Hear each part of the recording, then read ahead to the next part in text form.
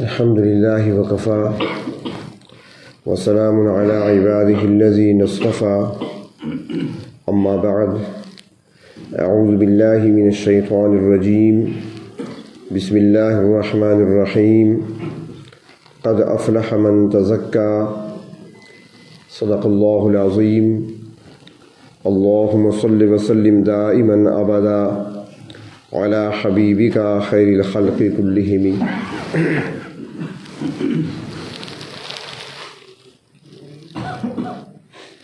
ایک سوال اکثر لوگوں کے ذہنوں میں گردش کرتا رہتا ہے اور یہ سوال نیا نہیں بلکہ پرانا ہے. پہلے بھی یہ سوال تھا اور آج بھی. صرف ان لوگوں کے ذہنوں میں یہ سوال نہیں آتا جو دین سے دور رہتے ہیں، بلکہ بعض اوقات اہل علم کے ذہن میں بھی یہ سوال ابھرتا ہے. ہمارے ہاں ایک خامی پائی جاتی ہے اور وہ یہ ہے کہ ہم ہمیشہ یہ سمجھتے ہیں کہ جو میں کہتا ہوں وہی ٹھیک ہے. اگر ہماری سوچ یہ بن جائے کسی بھی معاملے میں کہ ہو سکتا ہے کہ میں ٹھیک ہوں اور یہ بھی ہو سکتا ہے کہ میں غلط ہوں، اگر یہ دونوں قسم کی باتیں ہمارے ذہن میں آ جائیں تو بہت سارے جھگڑوں کا خاتمہ ہو جاتا ہے اور پھر حق بات اور درست بات تک رسائی ممکن ہو جاتی ہے. اللہ تبارک و تعالی ایسے اسباب پیدا فرما دیتے ہیں کہ وہ جو ذہن کے اندر خلفشار ہوتا ہے، جو سوالات اٹھ رہے ہوتے ہیں، ان کا جواب مل جاتا ہے. اور جب بندہ یہ کہتا ہے کہ بس میں ہی ٹھیک ہوں باقی سارے غلط ہیں، پھر اس کے لیے درست راستے کا انتخاب مشکل ہو جاتا ہے اور رہنمائی بھی پھر اس کی نہیں کی جاتی. جو سوال میں عرض کر رہا تھا وہ سوال تصوف سے متعلق ہے، ذکر و اذکار سے متعلق ہے. یہ جو تسبیحات پڑھی جاتی ہیں، جو ذکر کرایا جاتا ہے، راہ تصوف میں جب کوئی قدم رکھتا ہے، کوئی سالک آتا ہے راہ سلوک پر چلنے والا، تو پھر اس کو تسبیحات دی جاتی ہیں، ذکر بتایا جاتا ہے. پھر وہ ایک کونے میں بیٹھا ہوتا ہے، ضربیں لگا رہا ہوتا ہے، لا الہ الا اللہ لا الہ الا اللہ. کوئی دوسرے کونے میں بیٹھا ہوتا ہے تو وہ اپنے سر پہ کپڑا ڈال کے اللہ اللہ اللہ اپنے دل پہ ضرب لگا رہا ہوتا ہے. تو جن کے ذہنوں میں سوال ابھرتے ہیں وہ سوچتے ہیں یہ کون سا طریقہ ہے؟ کیا یہ حدیث سے ثابت ہے؟ کیا یہ شریعت سے ثابت ہے؟ کیا صحابہ کرام نے ایسا ذکر کیا تھا؟ کیا صحابہ کرام مسجد نبوی کے اندر اس قسم کا ذکر کیا کرتے تھے؟ کیا انہوں نے تابعین کو جو ان کے شاگرد بنے ان کو یہ ذکر کرایا؟ اگر ایسا نہیں ہے تو پھر یہ تو بدعت ہو گئی اور بدعت ناقابل معافی جرم ہے. یہ سوال ذہنوں میں ابھرتا ہے. اگر گفتگو آپ توجہ سے سنیں گے تو انشاءاللہ فائدہ ہوگا، چونکہ یہ مجلس بھی ذکر کی ہوتی ہے تو اسی حوالے سے یہاں جو گفتگو کی جاتی ہے یہ مقررانہ انداز نہیں ہوتا، سمجھانے کا انداز ہی ہوا کرتا ہے، اصلاحی بات ہی ہوتی ہے.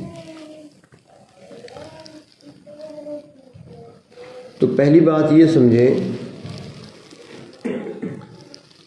کہ اصل مقصود کیا ہے.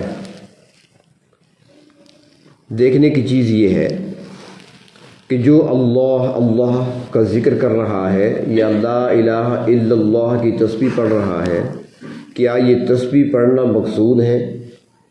کیا ایک کونے میں بیٹھ کر اللہ اللہ کرنا مقصود ہے یا مقصود کچھ اور ہے؟ اس چیز کو دیکھنا ہوگا. تو اگر غور سے دیکھا جائے تو آپ کو یہ بات نظر آئے گی کہ مقصود یہ بیٹھ کر تسبیح پھیرنا نہیں ہے، مقصود اللہ تبارک و تعالیٰ کی محبت کو حاصل کرنا ہے، مقصود اپنے آپ کا، اپنے نفس کا جو اس کے اندر برے رذائل پائے جاتے ہیں، جو اس کے اندر برے خصائل پائے جاتے ہیں، جو اس کے اندر بری باتیں پائی جاتی ہیں، ان کا صفایا کرنا مقصود ہے، جسے تزکیہ کہا جاتا ہے۔ تو مقصود تو کچھ اور ہے، اور جو مقصود ہے اس کا اللہ نے حکم دیا ہے، اللہ کے رسول صلی اللہ علیہ وسلم نے حکم دیا، ارشاد فرمایا۔ اب جو مقصود ہے اس کو دیکھا جائے گا۔ یہ تسبیح لے کر بیٹھنا اور ضربیں لگانا یہ طریقہ ہے، مقصود نہیں ہے۔ یہ اس مقصد کو حاصل کرنے کا ایک طریقہ ہے، ایک راستہ ہے، اسی کا نام تصوف۔ تصوف کیا ہے؟ اللہ کی محبت کو پا لینے کا نام تصوف ہے۔ مخلوق سے رشتہ توڑ کر پروردگار عالم سے رشتہ جوڑنے کا نام تصوف ہے۔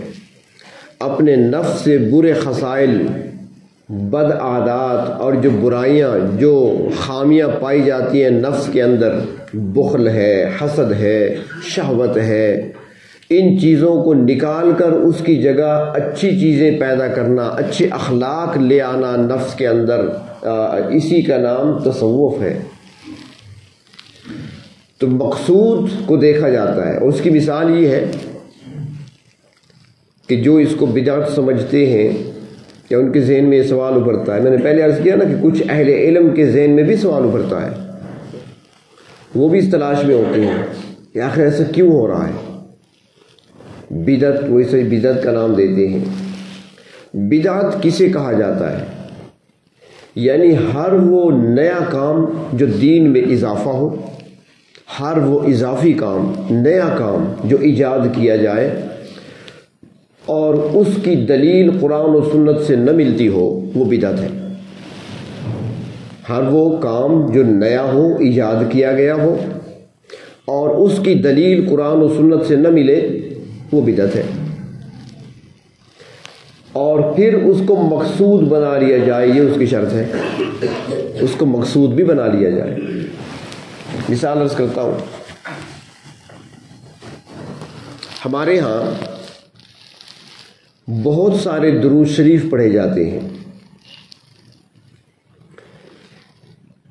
آپ نے دیکھا ہوگا درود و سلام چھپے ہوئے کتابی شکل میں ملتے ہیں، اس میں 40 کے قریب درود و سلام ہے جو احادیث سے ثابت ہے۔ اس کے علاوہ اکابرین نے، بزرگوں نے مختلف انداز سے اور مختلف الفاظ کے ساتھ درود شریف ترتیب دیے اور اپنے مریدین کو بتائے، اپنے شاگردوں کو بتائے، خود ان کا معمول رکھا۔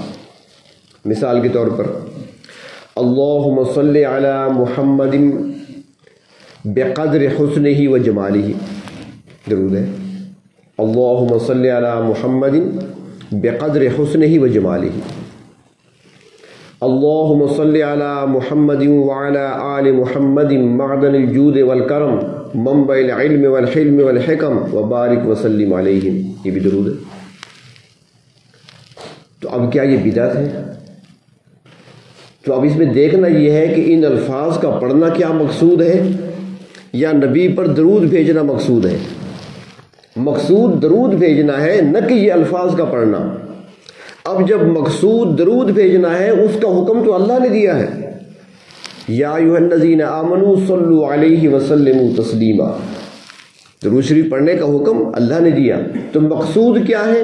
درود پڑھنا، یہ مقصود ہے۔ اللہ کے محبوب صلی اللہ علیہ وسلم پر درود پڑھنا یہ مقصود ہے۔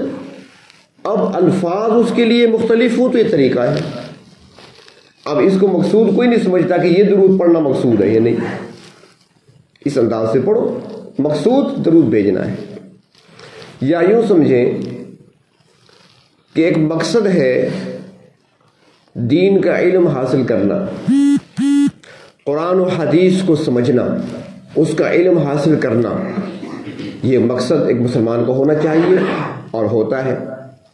اس کے لیے ہمارے ہاں کیا ہوتا ہے، مدارس ہیں، مدرسے میں آپ کو داخلہ لینا پڑے گا۔ اب مدرسے میں 8 سال پڑھیں گے آپ، قاعدے سے شروع ہوگا، صرف نحو پڑھیں گے، اس کے بعد پھر آپ اس سے اگلی کتابیں پڑھیں گے، ہدایت الصرف پڑھیں گے، ہدایت النحو پڑھیں گے، اس کے بعد پھر آئیں گے فقہ کی طرف، تو پہلے قدوری پڑھیں گے، اس کے بعد ہدایہ پڑھیں گے، اس کے بعد کنز پڑھیں گے۔ اس طریقے سے حدیث شریف ہے تو پہلے حدیث شریف کا اصول حدیث پڑھیں گے، حدیث شریف کے اصول کیا ہے، اور اس کے بعد جا کر آخری سال میں آپ حدیث شریف کا دورہ کریں گے۔ اس طرح تفسیر ہے۔ تو مقصد تو تھا علم حاصل کرنا۔ یہ کیا قاعدے لے کر بیٹھے ہیں، 8 پیریڈ پڑھ رہے ہیں؟ کیا نبی اکرم صلی اللہ علیہ وسلم کے دور میں کلاسیں لگتی تھیں؟ کیا وہاں پر تفسیر کی ترجمے کی کلاس ہوا کرتی تھی؟ کیا وہاں پر حدیث شریف کی کلاس ہوتی تھی؟ کیا وہاں پر دورہ حدیث ہوا کرتا تھا؟ کیا وہاں پر صرف نحو پڑھائی جاتی تھی؟ کیا وہاں پر قدوری، ہدایہ، کنز کتابیں پڑھائی جاتی تھی؟ کچھ بھی نہیں تھا۔ اب علم حاصل کرنا ہے، وہ تو مقصد ہے، یہ کتاب ترتیب، یہ طریقہ ہے۔ اب اس مقصد کو حاصل کرنے کے لیے جو طریقہ اختیار کیا گیا، یہ طریقہ بدعت نہیں کہلاتا، کیونکہ یہ کتاب لے کر بیٹھنا اور یہ ضربیں لگا رہے ہوتے ہیں، ضربا ضربا ضربو ضربا ضربتا ضربنا، یہ کیا ہے؟ یہ طریقہ ہے وہاں تک پہنچنے کا، یہ مقصود نہیں ہے، تو اس لیے بدعت نہیں ہے۔ تو اصل چیز جو ہے وہ تزکیہ حاصل کرنا ہے، اپنے نفس کو رذائل سے پاک کرنا اور اخلاق عالیہ اس کے اندر پیدا کرنا، یہ مقصود تھا۔ اور اللہ تعالیٰ نے فرمایا کہ یہ اتنا ضروری ہے کہ جنت اسے ملے گی جس نے اپنا تزکیہ کر لیا ہوگا۔ جس نے اپنے نفس کا تزکیہ نہیں کیا وہ جنت کیسے جائے گا؟ جنت تو پاک جگہ ہے، پاک لوگوں کے لیے بنائی گئی ہے، اور پاک وہ ہوگا جس کا نفس پاک ہوگا، وہ جنت میں آئے گا۔ اب اس کو پاک کیسے کیا جائے گا؟ تو اس کے لیے اللہ تبارک و تعالیٰ نے نبی اکرم صلی اللہ علیہ وسلم کے ذمہ جو فرائض لگائے ہیں، آپ صلی اللہ علیہ وسلم کے فرائض منصبی میں سے ہے تزکیہ کرنا۔ یعلمہم الکتاب والحکمہ، کہ آپ صلی اللہ علیہ وسلم کتاب اور حکمت کی تعلیم دیتے ہیں، اور ساتھ ہی فرمایا وَيُزَكِّيهِمْ، ان کا تزکیہ بھی کرتے ہیں۔ یہ آپ کی ڈیوٹی تھی، لیکن تزکیے کے لیے اس وقت لا الہ الا اللہ کی ضربیں نہیں لگائی گئیں، اس میں ذات اللہ اللہ کی ضرب نہیں لگائی گئی، تو آج کیوں لگائی جاتی ہے؟ سوال یہ پیدا ہوتا ہے۔ تو اس میں بات یہ ہے کہ نبی اکرم صلی اللہ علیہ وسلم کی صحبت میں جو آ جاتا تھا، آپ کی مجلس میں بیٹھنے سے اس کا تزکیہ ہو جاتا تھا، وہ صحبت کا اثر تھا۔ اصل چیز جو ہے وہ صحبت ہے، اصل جو فائدہ ہوتا ہے وہ صحبت سے ہوتا ہے، مقصود صحبت تھی۔ صحابہ کرام آیا کرتے تھے، آپ کی مجلس میں بیٹھے، تزکیہ ہو گیا، اندر سارا صاف ہو گیا، رذائل نکل گئے، اچھے خصائل، اچھے عادات، اچھے اخلاق وہ اندر آ گئے، کیونکہ آپ صلی اللہ علیہ وسلم کے پاس وحی کا نزول ہوتا تھا، رحمتوں برکتوں کا نزول ہوتا تھا۔ صحابہ کرام وہاں جب آتے تھے تو اللہ کے رسول صلی اللہ علیہ وسلم کے مبارک جسم سے نکلنے والی خوشبو سونگھا کرتے تھے۔ جب صحابہ کرام آتے تھے اور نظر اٹھا کر دیکھتے تھے تو ان کو وہ آنکھیں نظر آتی تھیں جنہوں نے اللہ کا دیدار کیا ہوا تھا۔ وہ جب آتے تھے تو ان نظروں سے نظریں ملتی تھی جن کے پاس جبریل امین آیا کرتے تھے، اور جبریل امین کو آتے جاتے دیکھا کرتے تھے۔ وہ اس پیغمبر کے پاس آتے تھے، یہ وہ ہستی ان کے سامنے موجود تھی کہ جب وہ اوپر دیکھتے ہیں تو پروردگار عالم ان کے چہرے کی قسم کھا لیتے ہیں، اگر وہ اپنے بال کھولتے ہیں تو پروردگار عالم ان کے بالوں کی قسم کھاتے ہیں، ان کے زلفوں کی قسم کھاتے ہیں، اور جب نگاہ اوپر اٹھاتے ہیں تو رب تعالیٰ فرماتے ہیں قد نرا تقلب وجهک فی السماء، محبوب آپ اوپر جب دیکھتے ہیں ہماری طرف، آسمان کی طرف، تو ہم بھی پیار سے تمہیں تکا کرتے ہیں۔ وہ پیغمبر جب مکے کی گلیوں میں چلتے ہیں تو اللہ تعالیٰ مکے کی گلیوں کی قسم کھاتے ہیں، لا اقسم بہذا البلد۔ جب ان کی مجلس میں آتے ہیں، ان کی محفل میں بیٹھتے ہیں تو بیٹھتے ہی ان کا تزکیہ ہو جاتا۔ آپ نے حدیث شریف دیکھی ہوگی، فضائل اعمال کے اندر بھی ہے کہ ایک مرتبہ حضرت حنظلہ رضی اللہ تعالیٰ عنہ مدینے کی گلی میں نکل آئے، بڑے پریشان ہیں، اور کیا کہہ رہے تھے؟ نافقہ حنظلہ منافق ہو گیا۔ حضرت ابو بکر صدیق مل گئے، حنظلہ کیا کہہ رہے ہو؟ اس نے کہا جی بات ہی کچھ ایسی ہے، میں بڑا پریشان ہوں۔ کیا ہوا؟ اس نے کہا اللہ کے محبوب کی مجلس میں بیٹھتے ہیں، کیفیات کچھ اور ہوتی ہیں، باہر نکل آتے ہیں، گھر آتے ہیں، بازار کی طرف آتی ہیں، کیفیات بدل جاتی ہیں، وہ کیفیت نہیں رہتی ہماری۔ فرمایا کہ آؤ میرے ساتھ چلو پوچھتے ہیں۔ اللہ کے محبوب صلی اللہ علیہ وسلم کی خدمت میں حاضر ہو گئے، بس مجلس میں آئے تو وہی کیفیات ہو گئی۔ پھر آپ نے پوچھا کیسے آنا ہوا؟ حضرت حنظلہ کہتے ہیں یا رسول اللہ صلی اللہ علیہ وسلم آپ کی محفل میں بیٹھتے ہیں، آپ جنت اور دوزخ کے تذکرے کرتے ہیں تو ایسے لگتا ہے کہ جنت ہمارے سامنے ہے، دوزخ ہمارے سامنے ہے، سب کچھ آنکھوں سے ہم دیکھ رہے ہیں، لیکن جب یہاں سے اٹھ کر جاتے ہیں کیفیت بدل جاتی ہے۔ آپ نے فرمایا یہ تو صحبت کا اثر ہے، اگر ہر وقت ایسے ہوتا تو فرشتے مدینے کی گلیوں میں تمہارے ساتھ مصافحہ کرتے، ہر وقت کی کیفیت کہاں ہو سکتی ہے؟ تو یہ صحبت کا اتنا اثر، ایک بار جو آ جاتا آپ کی مجلس میں کایا پلٹ جایا کرتی تھی، زندگی بدل جایا کرتی تھی، برے اخلاق، رذائل، بری صفات نکل جایا کرتے تھے، اندر سے صفات پیدا ہو جاتی تھیں، اخلاق اچھے اعلیٰ پیدا ہو جاتے تھے، آپ کی صحبت کا اثر تھا۔ اور آپ کو اللہ نے مقام بھی تو یہ دیا۔ ایک صحابی آئے یا رسول اللہ صلی اللہ علیہ وسلم میں گھوڑے پر صحیح طرح نہیں بیٹھ سکتا، آپ کہیں بھیج رہے تھے، اس نے کہا میں تو گھوڑے پر صحیح جم کر بیٹھ نہیں سکتا، فرمایا چڑھو گھوڑے پر، آپ نے اس کے سینے پہ ہاتھ مارا، میں بیٹھو۔ اس کے بعد کہتے ہیں کہ اس کے مقابلے کا شاہ سوار عرب میں کوئی نہیں تھا۔ ایک صحابی سے آپ نے گھوڑا طلب کیا، اس نے بتایا رسول اللہ چل نہیں سکتا، سارے آگے نکل جاتے ہیں پیچھے ہوتے ہیں، فرمایا مجھے تو، آپ نے اس پر سواری کی، اس کے بعد اس گھوڑے کا مقابلہ کوئی گھوڑا نہیں کر سکتا تھا۔ وہ پیغمبر ان کے درمیان موجود ہیں، جب ان کی صحبت میں آتے ہیں زندگیاں بدل جاتی ہیں، اندر باہر سب ایک ہو جاتا ہے۔ ایک نوجوان آیا مکہ سے، اس نے کلمہ پڑھا، نبی اکرم صلی اللہ علیہ وسلم کی خدمت میں آیا، مسلمان ہوا، واپس مکہ چلا، مکہ مکرمہ گیا تو اس کے وہاں پر کسی عورت کے ساتھ تعلقات تھے، تو وہاں جب پہنچا تو شام کا وقت تھا، اس نے دیکھ لیا وہ خاتون آ رہی ہے، وہ عورت آ رہی ہے، یہ سائڈ پہ ہو گیا، ذرا چھپنے لگا لیکن چھپ نہ سکا، وہ آ گئی، اس نے پہچان لیا، اس نے کہا فلاں ہو نا، آگے بڑھی، ہاتھ لگانے کے لیے، ہاتھ ملانے کے لیے، ہاتھ لگانے کے لیے آگے بڑھی، یہ پیچھے ہٹ رہا ہے۔ اس نے کہا آج تمہیں کیا ہوا؟ اس نے کہا میرے قریب نہ آنا، یہ ہاتھ محمد کے ہاتھ پہ آ چکا ہے، گناہ کی طرف نہیں جا سکتا۔ یہ تزکیہ تھا، ایک بار مجلس میں آ گئے تزکیہ ہو گیا۔ اور پھر صحابہ کرام کا ایسا تزکیہ فرمایا اللہ کے رسول صلی اللہ علیہ وسلم نے کہ جو آپ کی مجلس میں بیٹھے اور جن کا تزکیہ آپ نے کیا، پھر وہ دوسروں کے معلم بن گئے۔ پھر جو کسی صحابی کی مجلس میں آتا اس کی زندگی بدل جاتی۔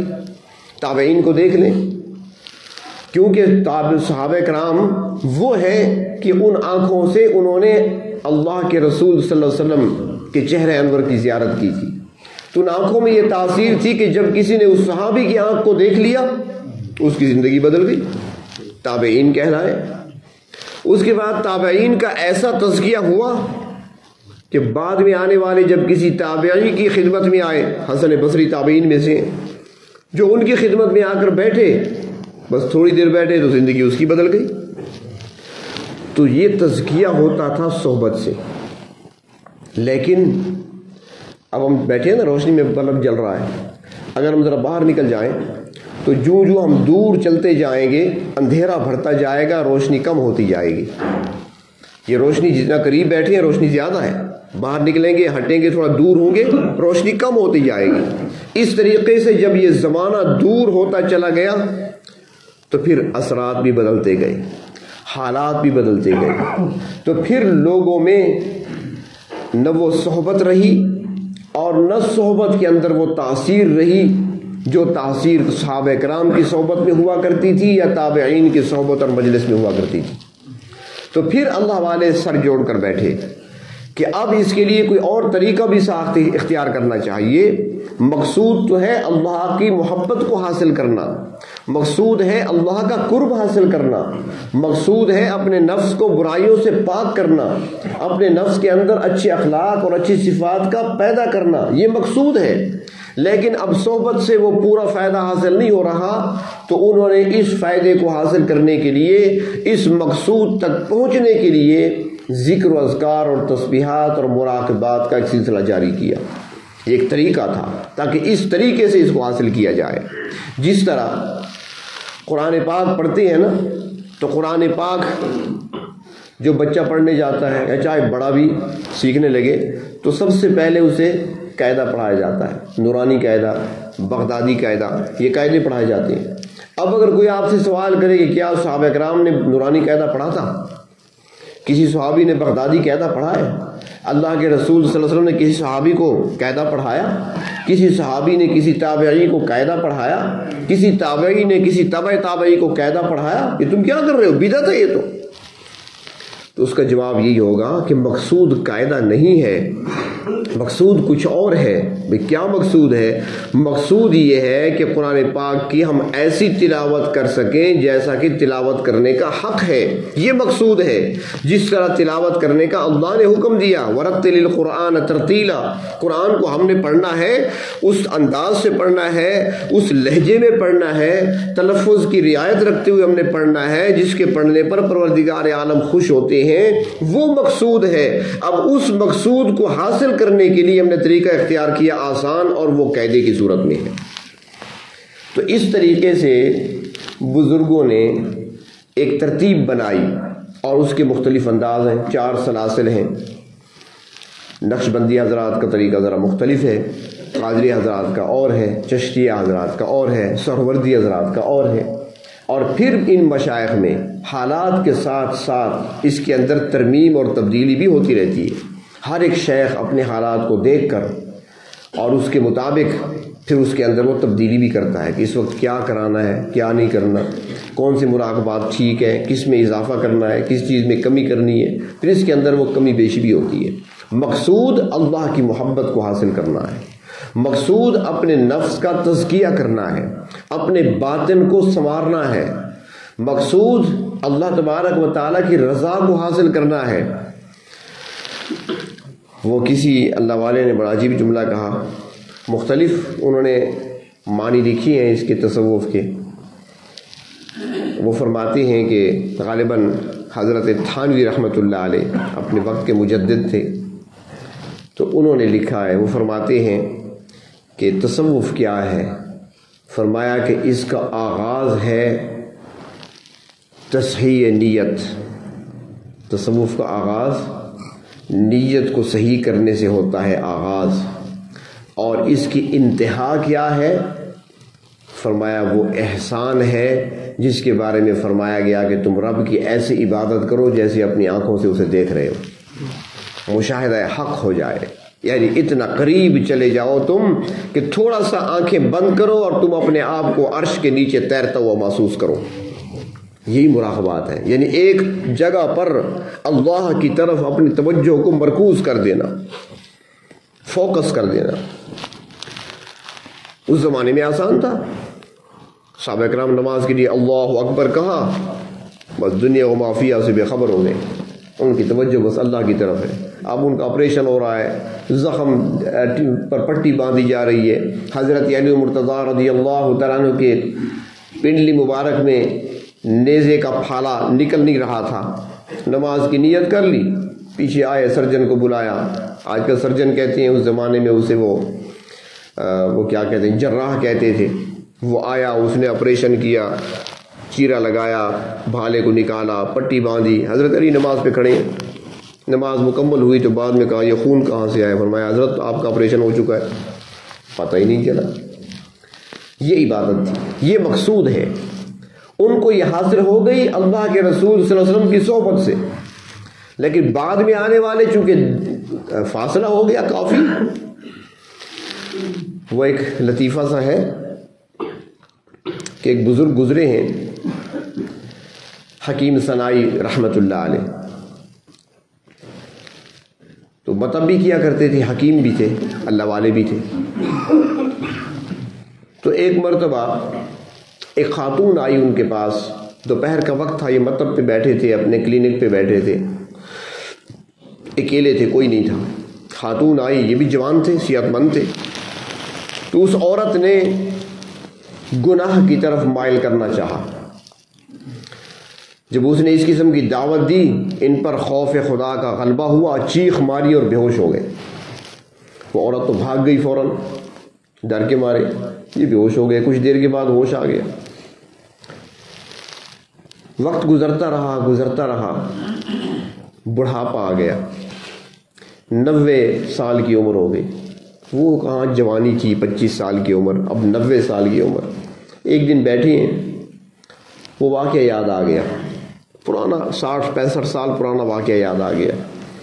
دل میں ایسے دماغ میں خیال آیا کہ یار مجھ سے غلطی ہو گئی، اگر اس کی بات مان لیتا، بعد میں توبہ کر لیتا۔ بس یہ خیال آیا تو رونا شروع کر دیا، اللہ یہ کیا ہوا؟ اس وقت عین شباب تھا، میری جوانی تھی، اس وقت تو میں اس تذکرے سے بے ہوش ہو گیا تھا۔ اللہ اتنا خوف تھا میرے دل پر آپ کا کہ میں یہ سوچ کر ہی بے ہوش ہو گیا تھا کہ میں گناہ کروں، غلطی کروں، اور اب 90 سال کی عمر کو پہنچ چکا ہوں، آج مجھے گناہ کا خیال کیوں آیا؟ رونے لگے، اور روتے روتے روتے آنکھ لگ گئی۔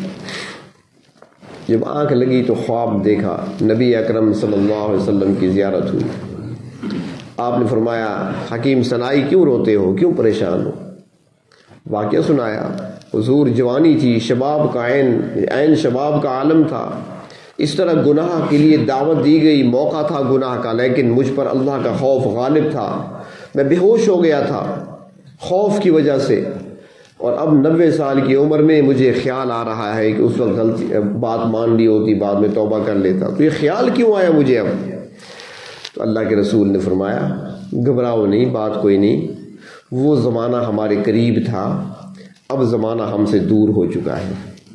یعنی آج سے 60-65 سال پہلے زمانہ ہمارے قریب تھا، اب اتنے سال گزر گئے، ہم سے دور ہو چکے ہو۔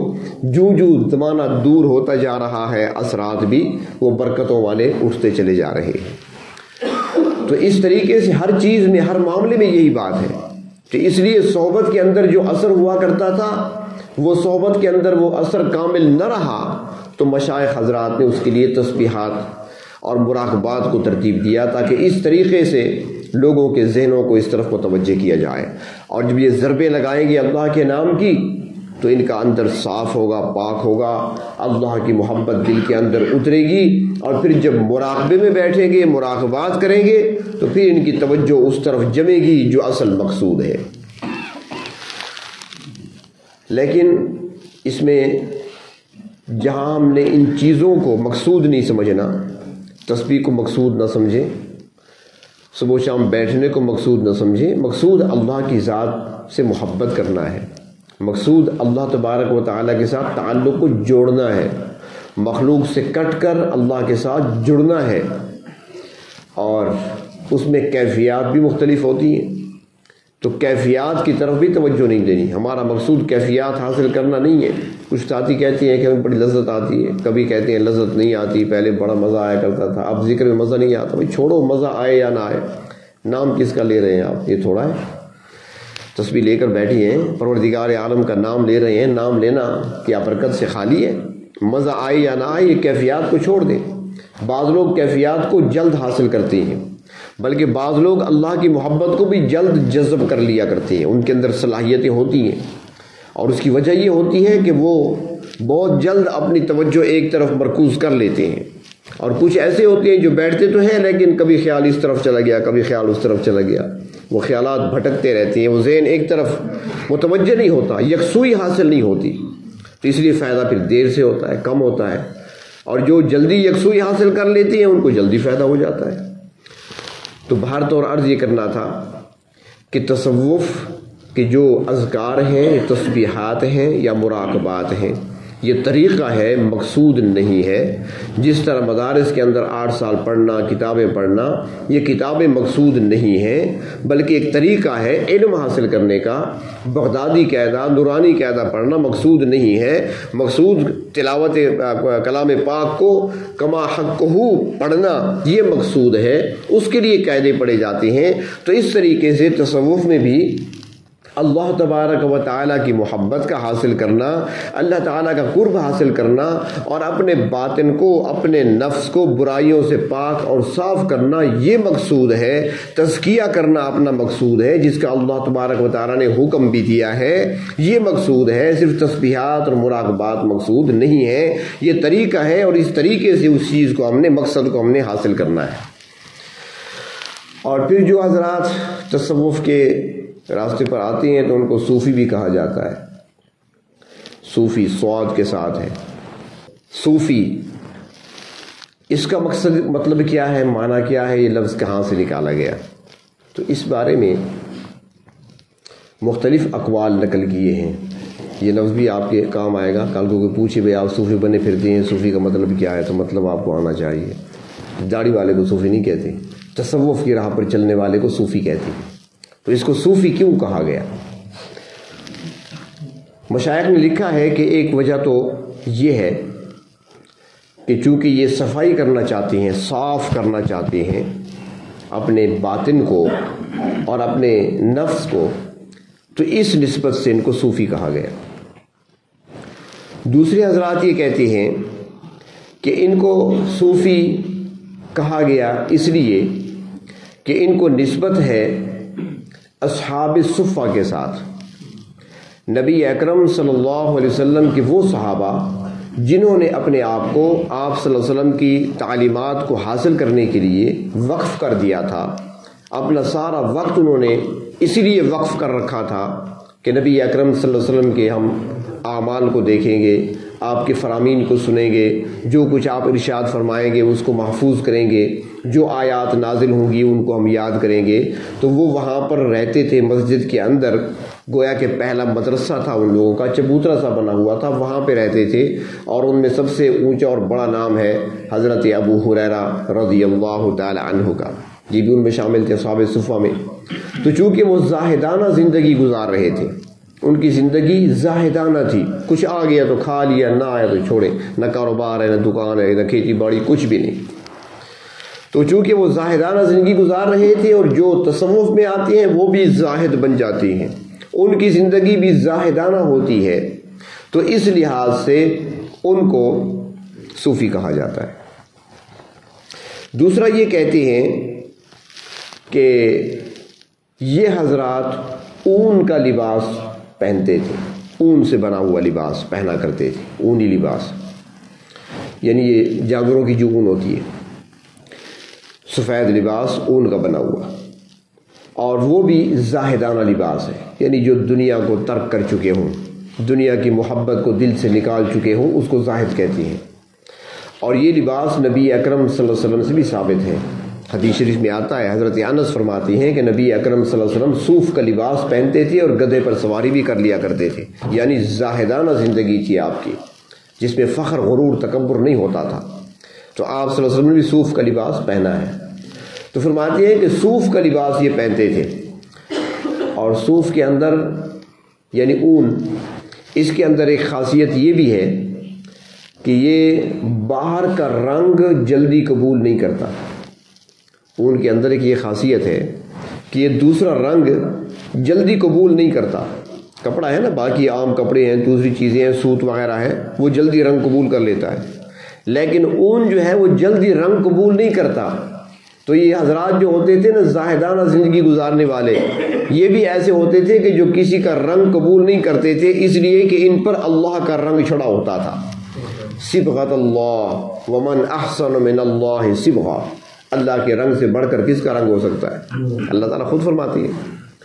تو فرماتی ہے کہ اس نسبت سے ان کو صوفی کہا گیا، اور پھر جب دیکھا گیا تو وہ بنتا بھی ایسے ہے لفظ، کیونکہ اگر صاف سے لفظ نکالا جائے تو پھر وہاں پر لفظ صفی بنتا ہے، صوفی نہیں بنتا۔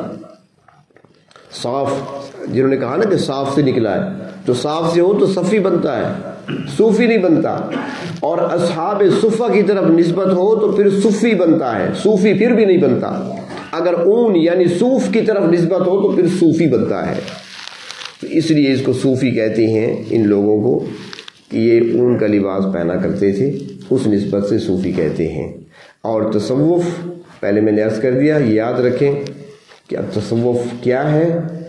مخلوق سے بندے کا تعلق ہٹا کر رب کے ساتھ تعلق جوڑنے کا نام تصوف ہے۔ تصوف کیا ہے؟ اپنے باطن کو پاک صاف کرنے کا نام تصوف ہے۔ اپنے نفس کے تزکیے کا نام تصوف ہے۔ برے خصائل، بری عادات، بخل ہے، حسد ہے، کینہ ہے، بغض ہے، نفرت ہے، یہ برے اعمال، یہ جو انسان کے نفس میں پائے جاتے ہیں، ان کو وہاں سے ہٹا کر ان کی جگہ اچھے خصائل، اچھی عادات، اچھے اخلاق، یعنی سخاوت ہے، بہادری ہے، اور کینہ بغض کی جگہ محبت ہے مخلوق کے ساتھ، تو ان چیزوں کا نام تصوف ہے۔ حضرت شیخ میرے دادا پیر حضرت اقدس حضرت مولانا شیخ احمد علی لاہوری رحمۃ اللہ علیہ، جب ان سے کسی نے پوچھا تھا کہ حضرت تصوف کیا ہے، فرمایا تصوف بھی بتاتا ہوں اور پورے قرآن کا خلاصہ بھی بتاتا ہوں، 3 باتیں یاد رکھو، یہی تصوف ہے اور یہی قرآن کی تفسیر ہے۔ فرمایا اللہ کو اطاعت سے، اللہ کے نبی کو اتباع سے، اور مخلوق کو خدمت سے راضی کرنے کا نام تصوف بھی ہے اور قرآن کی تفسیر بھی ہے۔ صرف 3 چیزیں ہیں، اللہ کو راضی کرو اطاعت کے ذریعے، اللہ کے رسول کو راضی کرو اتباع کے ذریعے، اور مخلوق خدا کو خوش رکھو خدمت کر کے۔ فرمایا 3 چیزوں پر عمل کرو، پورے قرآن پہ عمل ہو گیا، جو عمل کرے گا وہی صوفی ہوگا۔ تو اللہ تبارک و تعالی ہمیں بھی عمل کرنے کی توفیق عطا فرمائے۔